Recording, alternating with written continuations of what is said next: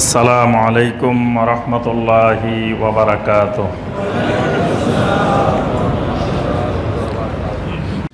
আমরা প্রত্যেকেই জানি যে ঈমানের তিনটি মৌলিক উপাদান আছে, তিনটি জিনিসের সমন্বয়ে ঈমান। একটি হলো আল ইতিকাদ বিল কলব, অন্তরের বিশ্বাস, অন্তরের আকীদা। আরেকটি হলো আল ইকরারু বিল লিসান, মৌখিক স্বীকৃতি। আমার অন্তরে যে বিশ্বাসটা আমি পোষণ করলাম, এটাকে আমি মৌখিকভাবে স্বীকার করলাম, স্বীকৃতি দিলাম, শাহাদা দিলাম। আরেকটা হলো আল আমল বিল জাওয়ারিহ, আমার মাথা থেকে পা পর্যন্ত সমস্ত অঙ্গ প্রত্যঙ্গ এই সাক্ষ্যটা যেটা আমার অন্তরে আছে এবং মুখে আমি ঘোষণা দিলাম, এটার বাস্তবায়ন করবে। এই তিনটার সমন্বয়ে হয় ঈমান। তাহলে ঈমানের উপাদান, ঈমানের আসাস, ঈমানের আনাসের আমরা পাইলাম হলো তিনটা। এই তিনটার মধ্যে এক নম্বরটা হলো কি? আকীদা, আল ইতিকাদ বিল কলব। অর্থাৎ ঈমানের তিনটি উপাদানের মৌলিক উপাদানটার নাম আকীদা, এবং বাকি দুটা এটার উপরে নির্ভরশীল। ঈমানের বাকি যে দুটো উপাদান, এই দুটো উপাদান এই ইতিকাদ বিল কলব, আকীদার উপরে, বিশ্বাসের উপরে নির্ভরশীল। এটা ফাসাদ হলে বাকি দুটো ফাসাদ হবে, এটা বাতিল হলে বাকি দুটো বাতিল হবে, এটা বিশুদ্ধ হলে বাকি দুটো বিশুদ্ধ হবে। এজন্য কোন ব্যক্তি যদি অন্তরে বিশ্বাস আছে কিন্তু মুখে স্বীকৃতি দেয় নাই, এই লোক কি ঈমানদার হবে? যেমন আবু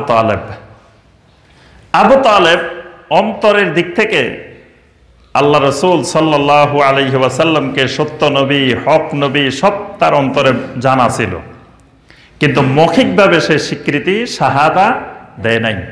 তাকে নবী সাল্লাল্লাহু আলাইহি ওয়াসাল্লাম আহ্বান করেছিলেন যে আপনি লা ইলাহা ইল্লাল্লাহ স্বীকৃতি দেন, ঘোষণা দেন, কিন্তু সে অনেক চিন্তা ভাবনা করে মৃত্যুর পূর্বে সর্বশেষ অবস্থান তার জানিয়ে দিছে। সে বলছে যে আমি আনা আলা মিল্লাতে আব্দুল মুত্তালিব, আমি আব্দুল মুত্তালিবের, আমার বাপ দাদার পূর্বপুরুষের মিল্লাতের উপরে আছি, আমি রাসূলুল্লাহ সাল্লাল্লাহু আলাইহি ওয়াসাল্লামের মিল্লাতের উপরে নাই। এই ঘোষণা সে স্পষ্ট জানিয়ে দিছে। এই জন্য আমাদের আকীদা, ইমাম আবু হানিফা রাহমাতুল্লাহ আলাইহি আল ফিকহুল আকবরের মধ্যে লিখেছেন যে এই ব্যাপারে আমাদের আকীদা হবে নবী সাল্লাল্লাহু আলাইহি ওয়াসাল্লামের চাচা আলী রাদিয়াল্লাহু তাআলার বাবা আবু তালেব মাতা কাফেরান, কাফের অবস্থায় মৃত্যুবরণ করেছে। এটা আমাদের আকীদা।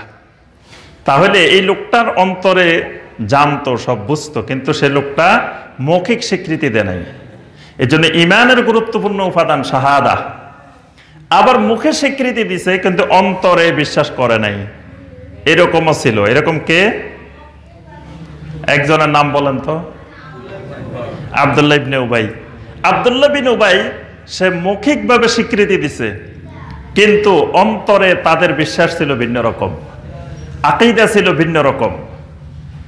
এই ভিন্ন রকম থাকার কারণে তারা ঈমান অবস্থায় মারা যেতে পারে নাই। আল্লাহ পাক সূরা আল মুনাফিকুনের মধ্যে বলছেন, ইযা জাআকাল মুনাফিকুনা ক্বালু নাশহাদু ইন্নাকা লারাসূলুল্লাহ ওয়াল্লাহু ইয়ালামু ইন্নাকা লারাসূলুহু ওয়াল্লাহু ইয়াশহাদু ইন্নাল মুনাফিকিনা লাকাযিবুন। আল্লাহ রাব্বুল আলামিন বলেন, যখন মুনাফিকেরা আপনার কাছে আসে তখন তারা বলে নাশহাদু ইন্নাকা লারাসূলুল্লাহ, আমরা সাক্ষ্য দিচ্ছি আপনি অবশ্যই আল্লাহর রাসূল। তারা সাক্ষ্য দিত, তারা মুখে সাক্ষ্য দিত। আল্লাহ পাক বলেন ওয়াল্লাহু ইয়ালামু ইন্নাকা লারাসূলুহু, ওই মুনাফিকেরা আপনাকে আল্লাহ রাসূল এটা সাক্ষ্য দেওয়ার দরকার নাই। আমি যে আল্লাহ আপনাকে রাসূল বানিয়েছি, আমি জানি ভালো করে আপনি আমার রাসূল। সুবহানাল্লাহ, মানে আমার সাক্ষীটাই যথেষ্ট। মুনাফিকের সাক্ষীর জন্য আপনার অপেক্ষা করার দরকার নাই যে তারা আপনাকে রাসূল স্বীকৃতি দিল কি দিল না। আমি আল্লাহ বলতেছি আপনি আমার রাসূল। এরপর আল্লাহ পাক বলছেন আমিও একটা সাক্ষ্য দিচ্ছি, ওয়াল্লাহু ইয়াশহাদু ইন্নাল মুনাফিকিনা লাকাযিবুন, আমি আল্লাহ সাক্ষ্য দিচ্ছি ওই মুনাফিকরা যে স্বীকৃতি দিল, যে সাক্ষ্য দিল, তারা মিথ্যাবাদী। মানে তাদের অন্তরের সাথে তাদের মুখের মিল নেই। তাহলে মুখে কালেমা পড়িও জাহান্নামে যেতে হয়।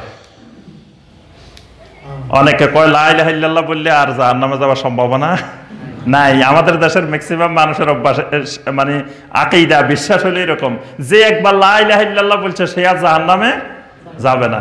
তো আব্দুল্লাহ বিন উবাইরা কি লা ইলাহা ইল্লাল্লাহ বলে নাই? একবার দুইবার নয়, শতবার, অসংখ্যবার বলছে, এবং আমার আপনার চেয়ে আরো বিশুদ্ধ উচ্চারণে বলছে। আমরা তো বাংলাভাষী হওয়ার কারণে এত বিশুদ্ধ আরবি উচ্চারণে অনেক মুসলমান বলতেও পারি না, কিন্তু ওই মুনাফিকরা কিন্তু আরো বিশুদ্ধ উচ্চারণে লা ইলাহা ইল্লাল্লাহু মুহাম্মাদুর রাসূলুল্লাহ উচ্চারণ করছে, করে নাই? বারবার স্বীকৃতি দিছে। কেমন স্বীকৃতি? নবী সাল্লাল্লাহু আলাইহি ওয়াসাল্লামের সামনে স্বীকৃতি দিছে। নবী সাল্লাল্লাহু আলাইহি ওয়াসাল্লাম জুমার খুতবা দেওয়ার জন্য দাঁড়াবেন, মসজিদে ঢুকবেন, নবী সাল্লাল্লাহু আলাইহি ওয়াসাল্লাম মিম্বরে ওঠার আগ দিয়ে আব্দুল্লাহ বিন উবাই পাশে দিয়ে দাঁড়ায় সবাইকে বলতো, ভাইয়েরা শুনেন, আল্লাহ রাসূল সাল্লাল্লাহু আলাইহি ওয়াসাল্লাম আমাদের জন্য বিরাট নিয়ামত, আমাদের মদিনাবাসীর বিরাট নিয়ামত যে আল্লাহ রসুলকে আমরা পাইছি। আপনারা সবাই চুপচাপ বসে পড়বেন, আল্লাহ রসুলের খুতবা শুনবেন। কত বড় দেখছেন, কত সুন্দর কথা। আল্লাহ রসুলের পাশে বসে সবাই নসিহত করতেছে। ওই লোক জাহান্নামী। কেন জাহান্নামী? বরং কাফেরদের চেয়েও আরো মারাত্মক জাহান্নামী, আরো নিম্ন স্তরের জাহান্নামী। ইন্নাল মুনাফিকিনা ফি দারকিল আসফালি মিনান নার। কাফেররা জাহান্নামের যে স্তরে থাকবে, এরা আরো নিচের স্তরে। কারণ কি? তারা তো কালেমার সাক্ষ্য দিছে, তারা রাসূল সাল্লাল্লাহু আলাইহি ওয়াসাল্লামের সাথে ছিলেন, তারা রাসূল সাল্লাল্লাহু আলাইহি ওয়াসাল্লামের পিছনে নামাজও পড়ছে, সবে করছে, সব আমলও করছে। তাদের মূল সমস্যা ছিল আকীদা, আল ইতিকাদ বিল কলব। ঈমানের বাকি দুই উপাদানে তারা বাস্তব সবকিছু ঠিক ছিল। তারা কিন্তু নামাজ কোনো বাদ দেয় নাই, 5 ওয়াক্ত সালাতও পড়ছে, তারা যাকাতও আদায় করছে, তারা নবী সাল্লাল্লাহু আলাইহি ওয়াসাল্লামের সাথে হজও করছে, রমাদান মাসে সিয়ামও পালন করছে। আমলের ঘাটতি ছিল না, সাক্ষ্যদানের ঘাটতি ছিল না। ঘাটতিটা কোথায়? আকীদা, আল ইতিকাদ বিল কলব। তাহলে বোঝা যায় যে ঈমানের মূল বিষয়, মৌলিক আসাস, মৌলিক ফাউন্ডেশন, মৌলিক আসল হলো আকীদা।